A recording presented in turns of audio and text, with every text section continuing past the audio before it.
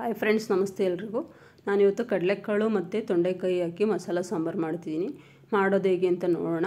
ಕಡಲೆಕಾಳು ನೆನೆಸಿಟ್ಕೊಂಡಿದ್ದೆ ನಾನು, ಒಂದು 5 ರಿಂದ 6 ಅವರ್ ನೆನೆಬೇಕು. ಬೆಳಗ್ಗೆ ಮಾಡೋದಂದರೆ ರಾತ್ರಿ ನೆನೆಸಿಟ್ಕೊಂಡ್ರೆ ಚೆನ್ನಾಗಿರುತ್ತೆ. ಈಗ ತೊಂಡೆಕಾಯಿ ಒಂದು 2-3 ಸಲ ತೊಳೆದು ಇಟ್ಕೊಂಡಿದ್ದೀನಿ. ಅದನ್ನು ಹೆಚ್ಚಿ ಮತ್ತೆ ನೀರಲ್ಲಿ ಹಾಕೋತೀನಿ. ಲೋಳೆ ಇರುತ್ತಲ್ಲ, ಹಂಗಾಗಿ ಇನ್ನೊಂದು ಸಲ ತೊಳೆದು ಹಾಕ್ಕೊಂಡ್ರೆ ಚೆನ್ನಾಗಿರುತ್ತೆ ಅಂತ. ಆಮೇಲೆ ತುಂಬ ಹಣ್ಣಾಗಿರೋ ತೊಂಡೆಕಾಯಿ ತೆಗೆದುಬಿಟ್ಟಿದ್ದೀನಿ, ಹಾಕೋತಾ ಇಲ್ಲ ನಾನು. ಈಗ ರುಬ್ಬಕ್ಕೆ ಟೊಮೊಟೊ, 2 ಈರುಳ್ಳಿ, ಒಂಚೂರು ಶುಂಠಿ, ಒಂದು ಚಿಕ್ಕ ಗಡ್ಡೆ ಬೆಳ್ಳುಳ್ಳಿ, ಕಡಲೆಪಪ್ಪು, 2 ಲವಂಗ, ಒಂದು ಚಕ್ಕೆ ಎತ್ತಿಟ್ಕೊಂಡಿದ್ದೀನಿ. ಒಂದು ಹೋಳು ತೆಂಗಿನಕಾಯಿ ಸೇರಿಸ್ಕೋಬೇಕು ಮಿಕ್ಸಿ ಜಾರ್ಗೆ. ಒಂದು ತೆಂಗಿನಕಾಯಿ ಹೊಡೆದ್ರೆ ತುದಿ ಹೋಳು ಬರುತ್ತಲ್ಲ, ಸ್ಮಾಲ್ ಹೋಳು, ಅಷ್ಟು ತೆಂಗಿನಕಾಯಿ ಹಾಕ್ಕೊಂಡಿದ್ದೀನಿ. ಅದಕ್ಕೀಗ ಹೆಚ್ಚಿಟ್ಕೊಂಡಿರೋಂಥ 2 ಈರುಳ್ಳಿನಲ್ಲಿ ಒಂದು ಅರ್ಧ ಗಡ್ಡೆ ಈರುಳ್ಳಿ ಅಷ್ಟು ಒಗ್ಗರಣೆಗೆ ಇಟ್ಕೊಂಡು ಮಿಕ್ಕಿದ್ದೆಲ್ಲ ರುಬ್ಬಕ್ಕೆ ಹಾಕೋತೀನಿ. ಟೊಮೊಟೊ, ಶುಂಠಿ, ಈರುಳ್ಳಿ ಮತ್ತು ಕಡಲೆಪಪ್ಪು, 2 ಲವಂಗ, ಒಂದು ಚಕ್ಕೆ. ನೀವು ಬೇಕು ಅಂದರೆ ಕೊತ್ತಂಬರಿ ಮತ್ತು ಪುದೀನ ಸ್ವಲ್ಪ ಆ್ಯಡ್ ಮಾಡ್ಕೋಬೋದು. ಪುದೀನ ಆ್ಯಡ್ ಮಾಡಿದ್ರೆ ಅದೇ ಸ್ಮೆಲ್ ಬರುತ್ತೆ. ಫ್ಲೇವರ್ ಇಷ್ಟ ಆಗೋರು ಹಾಕ್ಕೋಬಹುದು. ಈಗ ಇದಕ್ಕೆ 1-2 ಟೇಬಲ್ ಸ್ಪೂನ್ ಧನಿಯಾ ಪುಡಿ, 1.5 ಟೇಬಲ್ ಸ್ಪೂನ್ ಅಚ್ಕಾರದ ಪುಡಿ ಹಾಕ್ಕೊಂಡಿದ್ದೀನಿ. ಅದ್ರ ಜೊತೆಗೆ ಮನೆಯಲ್ಲೇ ಮಾಡಿರೋಂಥ ಸಾಂಬಾರು ಪುಡಿ ಒಂದು ಅರ್ಧ ಸ್ಪೂನ್ ಸೇರಿಸ್ಕೊತೀನಿ, ಅರ್ಧ ಟೇಬಲ್ ಸ್ಪೂನ್ ಅಷ್ಟು. ಈಗ ಇದಕ್ಕೆ ಸ್ವಲ್ಪ ನೀರು ಹಾಕ್ಕೊಂಡು ನುಣ್ಣಗೆ ರುಬ್ಕೋಬೇಕು. ಚೆನ್ನಾಗಿ ಈ ಥರ ರುಬ್ಕೊಂಡು ನುಣ್ಣಗೆ ರುಬ್ಕೋಬೇಕು. ತರಿ ಆಗಲ್ಲ. ತೆಂಗಿನಕಾಯಿ ಚೆನ್ನಾಗಿ ಇದಾಗಬೇಕು, ಸಣ್ಣಗಾಗಬೇಕು, ನುಣ್ಣಗಾಗಬೇಕು, ಆ ಥರ ರುಬ್ಕೋಬೇಕು. ಈಗ ಮಾಡೋದು ಹೇಗೆ ಅಂತ ನೋಡೋಣ. ಸ್ಟವ್ ಮೇಲೆ ಒಂದು ಕುಕ್ಕರ್ ಇಟ್ಕೊಂಡು ಕುಕ್ಕರಿಗೆ ಸ್ವಲ್ಪ ಎಣ್ಣೆ ಹಾಕಿ, ಎಣ್ಣೆ ಬಿಸಿ ಆದಮೇಲೆ ಅದಕ್ಕೆ ಸಾಸಿವೆ ಸೇರಿಸ್ಕೋತೀನಿ. ಸಾಸಿವೆ ಚಿಟಪಟ ಅಂತ ಸಿಡಿದ್ಮೇಲೆ ಅದಕ್ಕೆ ಕರಿಬೇವಿನ ಸೊಪ್ಪು ಮತ್ತು ಈರುಳ್ಳಿ ಹಾಕಿ ಫ್ರೈ ಮಾಡ್ಕೋತೀನಿ. ಈರುಳ್ಳಿ ಒಂದು 5 ನಿಮಿಷ ಫ್ರೈ ಆಗಬೇಕು, ಚೆನ್ನಾಗಿ ಗೋಲ್ಡನ್ ಬ್ರೌನ್ ಬರೋ ತನಕ ಫ್ರೈ ಮಾಡಿ ಅದಕ್ಕೊಂದು ಚಿಟಿಕೆ ಅರಿಶಿನ ಸೇರಿಸ್ಕೊಂಡು ಮತ್ತೆ ಮಿಕ್ಸ್ ಮಾಡ್ಕೋತೀನಿ. ನೀವಿನ್ನೂ ಯಾರೆಲ್ಲ ನನ್ನ ಚಾನಲ್ ಸಬ್ಸ್ಕ್ರೈಬ್ ಮಾಡ್ಕೊಂಡಿಲ್ಲ, ದಯವಿಟ್ಟು ಸಬ್ಸ್ಕ್ರೈಬ್ ಮಾಡ್ಕೊಳ್ಳಿ.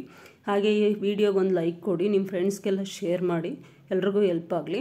ಮತ್ತು ನೆನೆಸಿಟ್ಕೊಂಡಿರೋಂಥ ಕಡಲೆಕಾಳನ್ನ ನಾನು ಇದಕ್ಕೆ ಸೇರಿಸ್ಕೊಂಡು ಚೆನ್ನಾಗಿ ಹುರ್ಕೋತೀನಿ. ಒಂದು 5 ನಿಮಿಷ ಚೆನ್ನಾಗಿ ಹುರ್ಕೊಂಡ್ರೆ, ಒಂದೊಂದನ್ನೇ ಸೇರಿಸ್ಕೊಂಡು ಒಟ್ಟಿಗೆ ಸೇರಿಸ್ಕೋಬಾರ್ದು. ಒಂದೊಂದನ್ನೇ ಸೇರಿಸ್ಕೊಂಡು ಹಿಂಗೆ ಹುರ್ಕೊಳ್ಳೋದ್ರಿಂದ ಸಾಂಬಾರು ಟೇಸ್ಟಾಗಿ ಬರುತ್ತೆ. ಕಡಲೆಕಾಳು ಹುರ್ಕೊಂಡಿದ್ದಾಯ್ತು. ಈಗ ಅದಕ್ಕೆ ತೊಂಡೆಕಾಯಿ ಸೇರಿಸ್ಕೊಂಡು ಅದನ್ನು ಮೀಡಿಯಮ್ ಫ್ಲೇಮಲ್ಲಿ ಇಟ್ಕೊಂಡು ಅದೊಂದು 5 ನಿಮಿಷ ಹುರ್ಕೋತೀನಿ ಚೆನ್ನಾಗಿ. ತೊಂಡೆಕಾಯಿನ ಚೆನ್ನಾಗಿ ಹುರ್ಕೋಬೇಕು. ಈ ಥರ ನೋಡಿ, ಇದು ನೀರು ಸ್ವಲ್ಪ ನೀರು ಬಿಟ್ಕೊಂಡಂಗೆ ಆಗಿದೆಯಲ್ಲ, ಸ್ವಲ್ಪ ಸಿಯೋ ತನಕ ಒಂದು 5 ನಿಮಿಷ ಮೀಡಿಯಮ್ ಫ್ಲೇಮಲ್ಲೇ ಇಟ್ಕೊಂಡು ಹುರ್ಕೋಬೇಕು. ಈ ಹಂತದಲ್ಲಿ ನಮಗೆ ಸಾಂಬಾರಿಗೆ ಬೇಕಾಗಿರೋ ಅಷ್ಟು ಕಲ್ಲುಪ್ಪು ಸೇರಿಸ್ಕೋತೀನಿ. ಸೇರಿಸ್ಕೊಳ್ಳೋದ್ರಿಂದ ಫಸ್ಟೇ ಕಲ್ಲುಪ್ಪು ನಾವು ಸೇರಿಸ್ಕೊಳ್ಳೋದ್ರಿಂದ ತರಕಾರಿ ಮತ್ತು ಕಾಳಿಗೆಲ್ಲ ತುಂಬ ಚೆನ್ನಾಗಿ ಉಪ್ಪು ಹಿಡಿಯುತ್ತೆ. ಹಾಗಾಗಿ ಫಸ್ಟೇ ಸೇರಿಸ್ಕೋತೀನಿ. ನನ್ನ ಮಗಳಿಗೆ ಕಾಳು ಸಾಂಬಾರು ಅಂದರೆ ತುಂಬಾ ಇಷ್ಟ. ನೀವು ಬೇಕಾದ್ರೆ ಇದಕ್ಕೆ ಕ್ಯಾರೆಟು, ಆಲೂಗಡ್ಡೆ ಆ್ಯಡ್ ಮಾಡ್ಕೋಬೋದು. ನಾನು ತೊಂಡೆಕಾಯಿನೇ ಒಂದು ಅರ್ಧ kg ಇತ್ತು, ಹಂಗಾಗಿ ಆ್ಯಡ್ ಮಾಡ್ಕೊಂಡಿಲ್ಲ. ಈಗ ರುಬ್ಬಿರೋಂಥ ಮಸಾಲಾನ ಇದಕ್ಕೆ ಹಾಕ್ಕೊಂಡು ಗ್ಯಾಸ್ನ ಲೋ ಫ್ಲೇಮಲ್ಲಿ ಇಟ್ಕೊಂಡು, ಅಂದರೆ ತುಂಬ ಸಿಮ್ಮಲ್ಲಿ ಇಟ್ಕೊಂಡು ಒಂದು 5 ನಿಮಿಷ ಚೆನ್ನಾಗಿ ಹುರ್ಕೋಬೇಕು. ಹಸಿ ಮಸಾಲಾನೇ ರುಬ್ಬಿರೋದ್ರಿಂದ ಇದನ್ನ ಚೆನ್ನಾಗಿ ಹುರ್ಕೋಬೇಕು. ಹಸಿ ಸ್ಮೆಲ್ ಹೋಗೋವರೆಗೂ ಚೆನ್ನಾಗಿ ಹುರ್ಕೊಂಡ್ರೆ ಸಾಂಬಾರು ಟೇಸ್ಟಾಗಿ ಬರುತ್ತೆ. ಈ ಥರ ನೋಡಿ, ಒಂದು 5 ನಿಮಿಷ ಹುರ್ಕೊಂಡು ಸಾಂಬಾರಿಗೆ ಬೇಕಾಗಿರೋ ಅಷ್ಟು ನೀರು ಸೇರಿಸ್ಕೊಂಡು ಇದಕ್ಕೆ ಕನ್ಸಿಸ್ಟೆನ್ಸಿ ಎಷ್ಟು ಬೇಕಷ್ಟು ನೋಡಿ ನೀರು ಹಾಕ್ಕೊಂಡು ಕುಕ್ಕರ್ ಮುಚ್ಚಿ 3 ವಿಷಲ್ ಕೂಗಿಸ್ಕೋತೀನಿ.